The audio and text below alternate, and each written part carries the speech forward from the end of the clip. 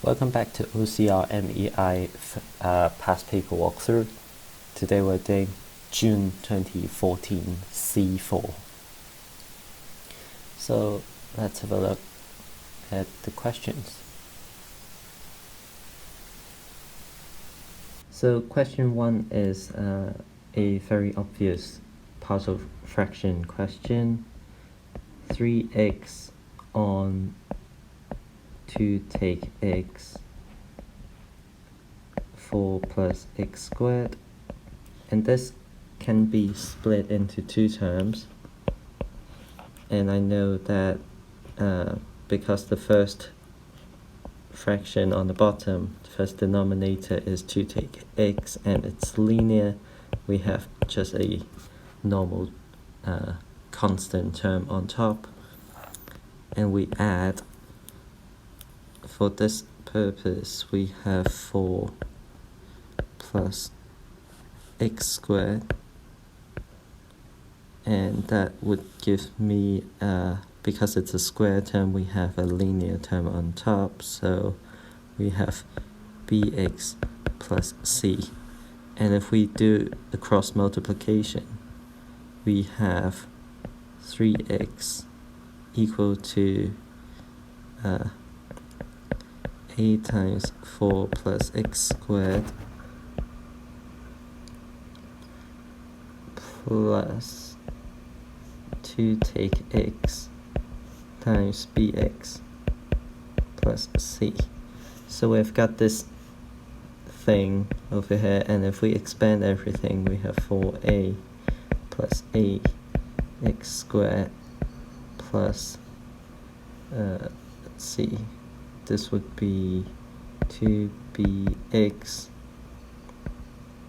take bx squared plus 2c take cx. And this thing, first of all, is just a mess, but we can initially use the top, this equation, and substitute x is 2 to cancel out the second half. So when x is 2, we can say that 3x is 6 equal to a lot of 4 plus 4, which will give me 8, and therefore a is 3 on 4, 3/4. With that, we can now try to find b and c using compare of coefficients. So let's start with the x squared term. So I know that a minus b equals to 0, therefore a is equal to b, which is equal to 3/4. Now we have to compare for c, and to get c we can compare the unit, or the integer term, or constant term rather. So we know that 4a plus 2c equals to 0, and then we can just rearrange to get c is minus 2a,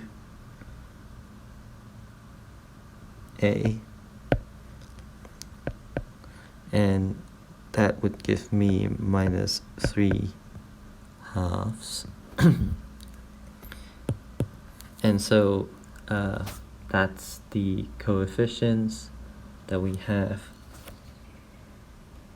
And let's see, so with this we can write that because a is 3/4, we can write the final fraction as 3 on 4 times 2 take x plus b is 3/4, 3/4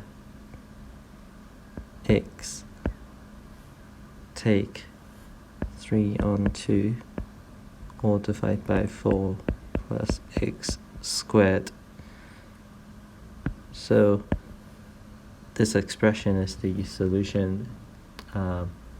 It's not nice to look at, but a solution is a solution.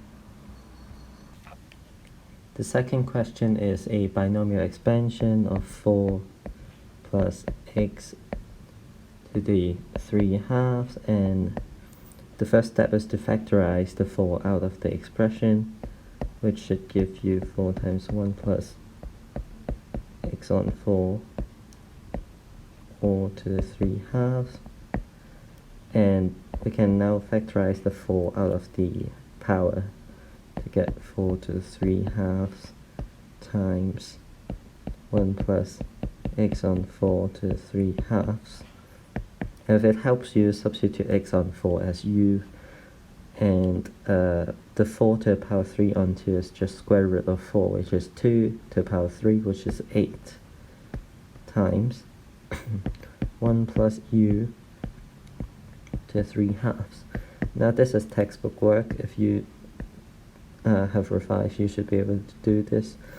So it's just 1 plus nu, which is 3 on 2 u plus, now this is n times n minus 1 times u squared on 2 factorial, and that's the first 3 terms, which gives me 8 times 1 plus 3 on 2 times x on 4. That is basically that, 3 on 8 x, add, now this is a 3 on 8 times x on 4 all squared, and that would cancel to, basically if you expand the bracket you get 8 plus 3x plus 3 lots of 4 times 4 is 16 x squared. So that should be your solution, and you need to state the value of which x this expansion is valid, which means that I need to say that u has to be smaller than 1 in terms of modulus, because it only works for small x or small u, and I know that u is x on 4, and therefore I can make the connection by multiplying by 4 to get x mod has to be smaller than 4. So that's the solution to the question 2 of this paper. So question 3, you have a curve y equals to x cubed plus root sine x for between pi on 4 and 0. So use the trapezium rule with 4 strips to estimate the area bounded by the curve, which is alright, straightforward. So let's start. Well, you'll need a lot of calculator clicking, which is kind of stupid, but hey, what can you do? So we want 4 strips, which means that in terms of x, we want 5 points, and to split pi on 4 into 4 equal strips, we have the first is x equals to 0, then we have pi on 16, next we have that plus, that would give me pi on 8, and the next point would be 3 pi on 16, then we have pi on 4. So that's 5 points, and for strips, and you just use your calculator to find y. Y for 0 is 0, y for pi on 16 is 0.4493, then you have 0.6792, 0.9498, and 1.3254. So for trapezium rule, best to do a high number sig figs, and given that your solution would be rounded to 3 dp, you should always use one more decimal point, which is 4 dp as your significant figures. So now we've got this, we can use the trapezium rule equation. Area is equal to the first y plus the last y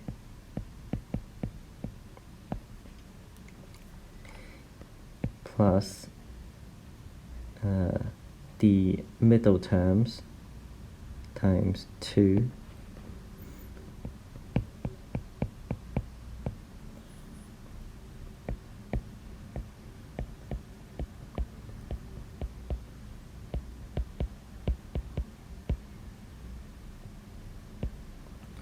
So we have this. So these are the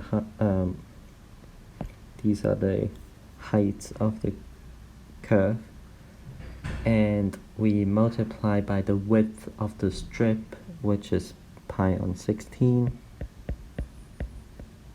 divide by 2,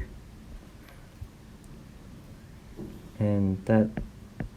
So this equation is kind of quite useful equation for trapezium rule, but it's not entirely necessary to remember this equation. You can just kind of draw out strips and actually add up the trapeziums. So this is basically just a factorized version of the 4 trapeziums that we've done. And if you put all these into a calculator, we have 0.538 as our 3 dp solution. So it's kind of bookwork, nothing much that you can say about this.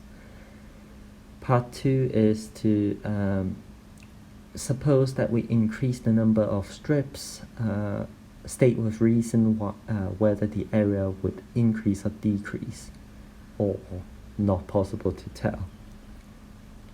So the number of strips changes the accuracy of our solution, and the higher number of strips means that we're closer to the accurate value, which means that we need to know whether we are over or underestimating this area. Without doing calculations, the way to figure out whether a curve is an overestimate or underestimate depends on the gradient of the curve. So let's say we have a curve slope gradient decreasing versus a gradient slope increasing. If I take a trapezium of the curve for an increasing gradient, we will overestimate, but for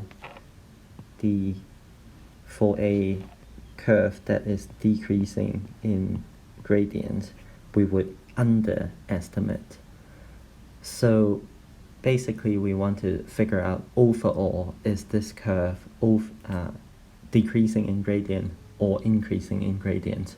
And for this purpose of for the purpose of question 3, we can see that we have a region of decreasing gradient and a region of increasing gradient. And so in reality, it would be a bit of overestimation, but also a bit of underestimation. This is like a really crude picture, but the point is, you have no way of figuring out whether it is an overestimate or underestimate. So the answer would be not possible to say for the second part. You definitely need to explain why. So basically just say some part of the curve is above the trapezium, some are under, or you can say that the gradient have increased and decreased within the domain. So you cannot tell whether it's an overestimate or underestimate. So that wraps up question 3. So question 4 is trigonometry and compound angles. And this time this is quite a nasty one because it uses tangents. So let's take a look. We can start with the part 1, which is cos alpha plus beta equal to 1 take tangent of alpha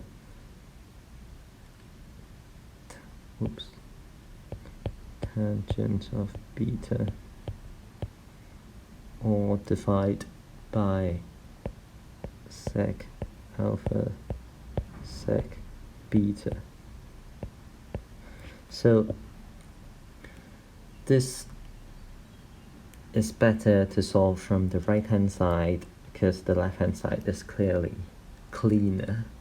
So let's say we know that sec is equal to 1 on cosine, which means that if we put this in power form, we know that 1 take tangent alpha tangent beta multiplied by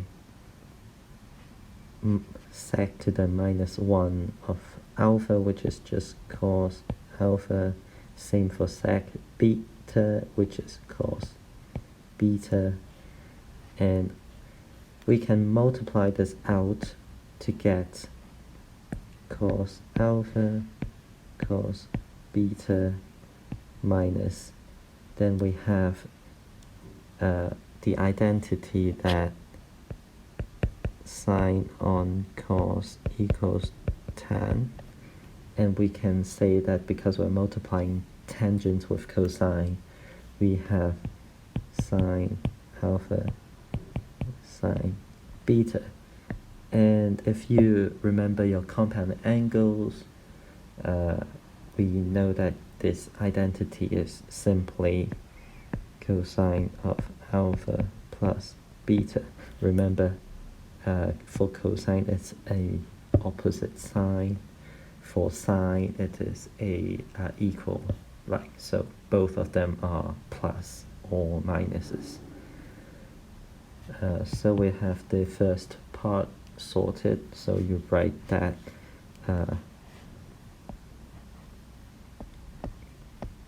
RHS is equal to that, which is now equal to LHS. So right hand side and left hand side, that's quite straightforward. The second part is not so much. Second part, show that cosine of 2 alpha is 1 take tan squared alpha over 1 plus tan squared alpha. So let's have a look at what we can do here.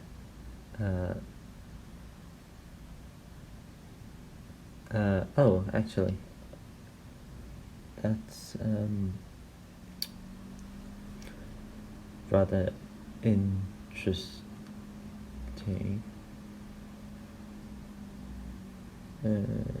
Let's see, so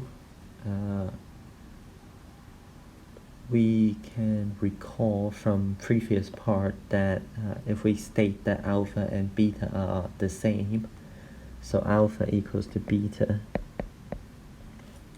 then we kind of have a mode to pour part 2 into part 1.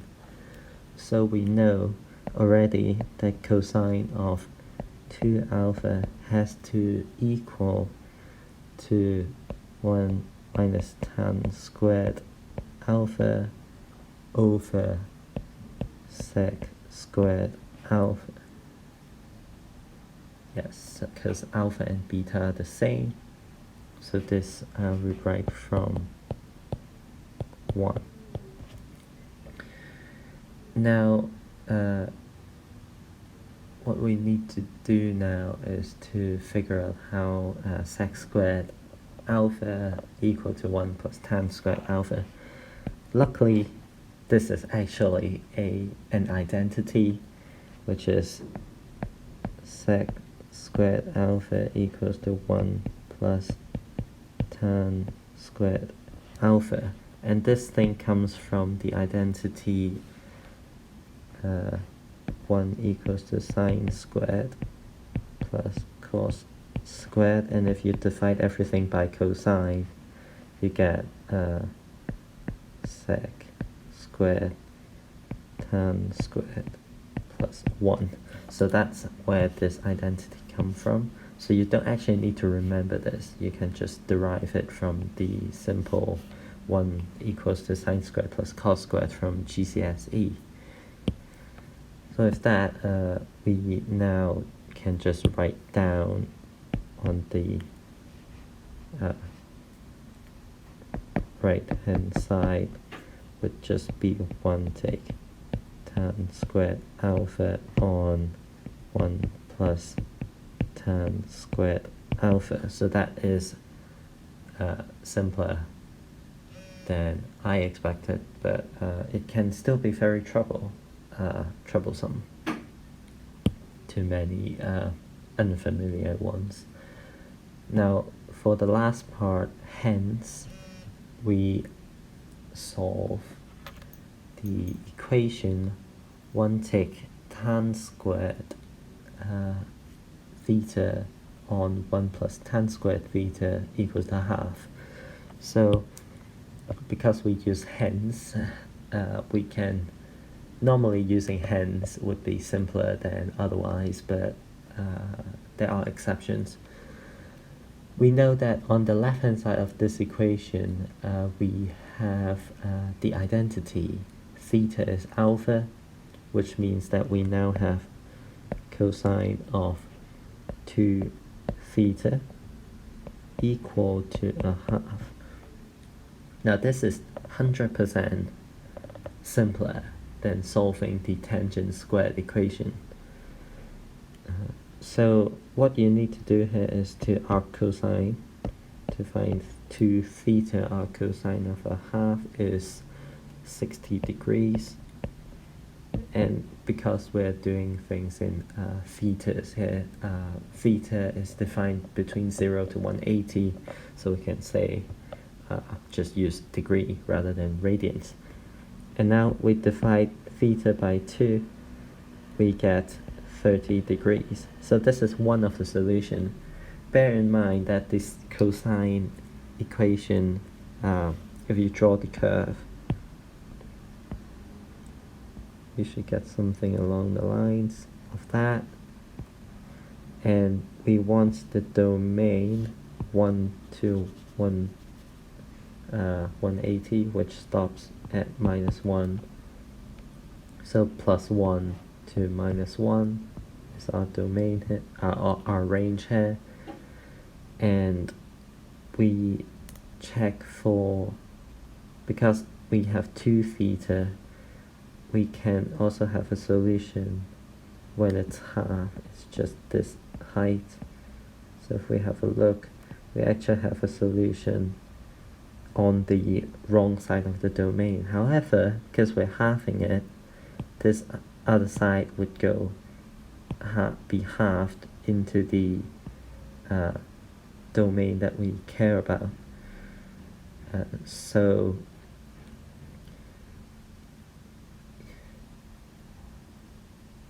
yeah, this is actually a really bad. I apologize for this illustration. This is bad illustration, to be fair. So basically, let's start with the because we have a 2 theta, let's work everything in theta. So what I was doing, I was plotting in terms of 2 theta, which is not clear, but now if we plot in theta, we know that this is a transformation, compression transformation, which means that in the 180-degree range, we have the anti-cosine curve. So we have something along the lines that looks like that, because the frequency increased, and therefore even if you just have half the domain, you have the whole curve. And we know that we have a half here, which means that we definitely have 2 solutions that we need to take care of. We don't know which is the second solution, but I know that I can manipulate 2 theta. Or in fact, you can just look at the symmetry of this curve if you've sketched the curve. So we know that from the 0 to this point, we have 30 degrees on the theta axis, which means that there's another solution 30 degrees away from the 180 value, which is 150 degrees.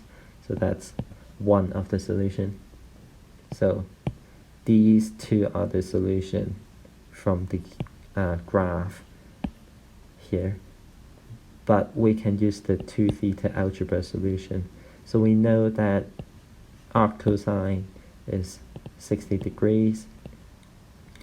And we also know that we can do for cosine, there are 2 solutions.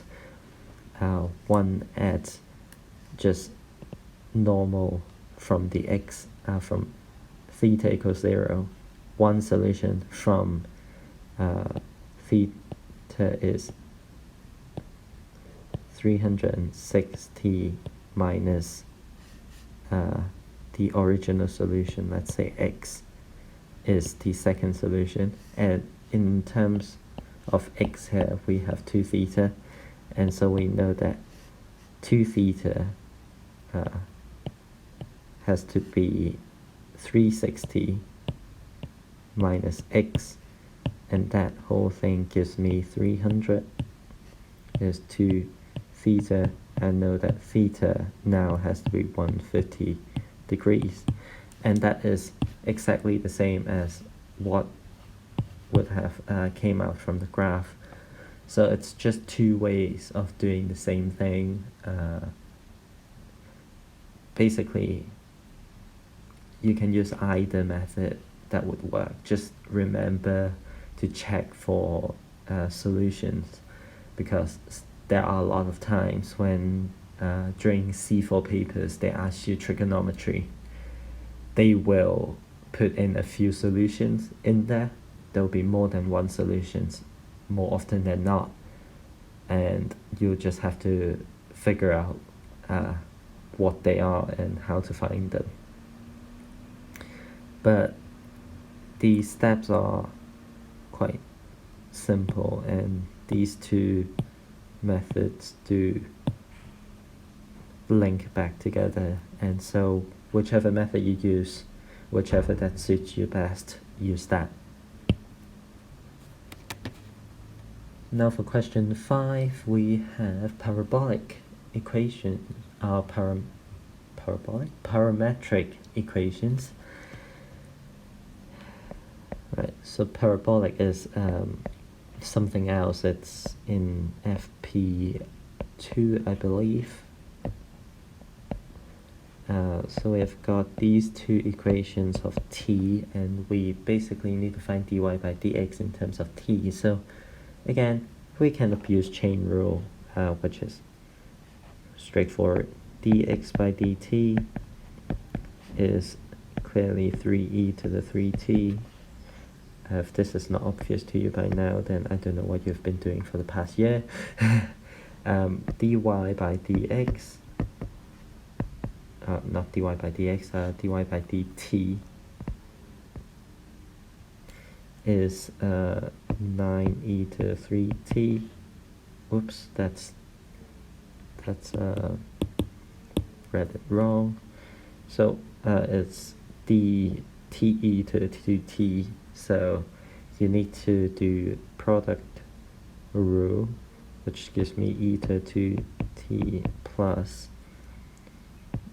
t times 2e to 2t, which is just e to the 2t multiplied by 1 plus 2t, so factorize. So now we have dy by dx that we want to find, and dy by dx is just bottom divided by top, which gives me e to 2t 1 plus 2t on e to the 3e to 3t, and that the e to the 3t bits can cancel. I'll write it on the right here, which equals to 1/3 times 1 plus 2t times e to the minus t. So that's the gradient in terms of t, and I want to find the exact gradient when t is 1, which means that we have 1/3 times 3 e to the minus 1, which is 1 on e, as our exact gradient. So do not turn it into a number, aka do not use the calculator. Now we have the first part done, 4 marks. Now part 2, find the Cartesian equation in the form of y equals ax to b ln x, where a and b are constants. So basically we want to eliminate the t terms. Okay, so that would not be too difficult. We can, I think we can just disregard what we've done previously and just substitute. So you know that x is e to 3t, we can do a natural log. Ln x is equal to 3t, hence t equals to 1/3 ln x, and we can substitute things into the y equation. Y equals 1/3 ln x times e to the 2/3 ln x. So the form we want is ax to b ln x, which we have the ln x bit. We basically need to solve this mess, and 1/3 ln x stays here. We multiply by e to the ln x to the 2/3, because that's just index log, and that would give me 1/3 ln x times x to the 2/3, and that is just 1/3 x to the 2/3 ln of x, and therefore we have that a is 1/3 and b is 2/3, which is quite straightforward. So question 6, is volume of revolution. So we have a boundary limit y is something to 2,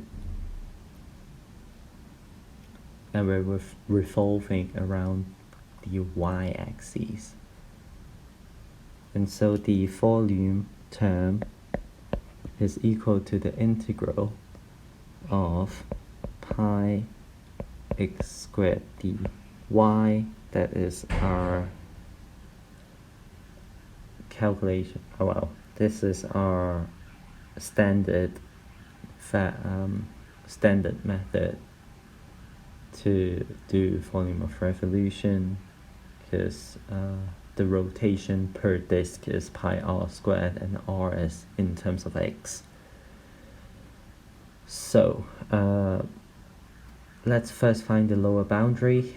The lower boundary is x equals to 0, which gives me y equals to 1 plus 0 to the 1/3, which obviously is just 1. So we now have the lower bound limit. We know the upper bound limit by the diagram or the question. So that's okay. Now we need to find x squared, and to find x squared we rearrange the whole curve. So y to the cubed is equal to 1 plus 2x squared. I know that we can now subtract y cubed by 1 to get 2x squared, and therefore x squared equals to half y cubed take half. So now we substitute the whole thing, the x squared, into this expression. We get that volume of revolution is 1 pi times half y cubed take half dy, which, to be fair, ain't that bad. We can now do factorization, and we can take half of pi out of the integral to get to 1 y cubed take 1 dy. And fortunately this is not some complicated integral, and we have y therefore on 4 take y is between 2 to 1. That gives me half pi. 2 to the 4 is 4 is 16 on 4 take 2 take 1/4 plus 1, and this whole mess boils down for, that's 4 take 2 gives me a 2 plus 1 is a 3 take 1/4, so 3, that would give me a 11 on 4, or now with that half in the front gives me 11 on 8 lots of pi. So that would be the volume of revolution in terms of pi, that is. To be fair, in C3, C4, aside from well, most of the questions you need to do exact values, and most of the angles you get are special angles. So calculator isn't that important, except for trapezium rule, that is from previous. But with that said, this would conclude the section A of the C4 June 2014 paper, and I hope you've learned something, and yeah, I'll see you on my next one.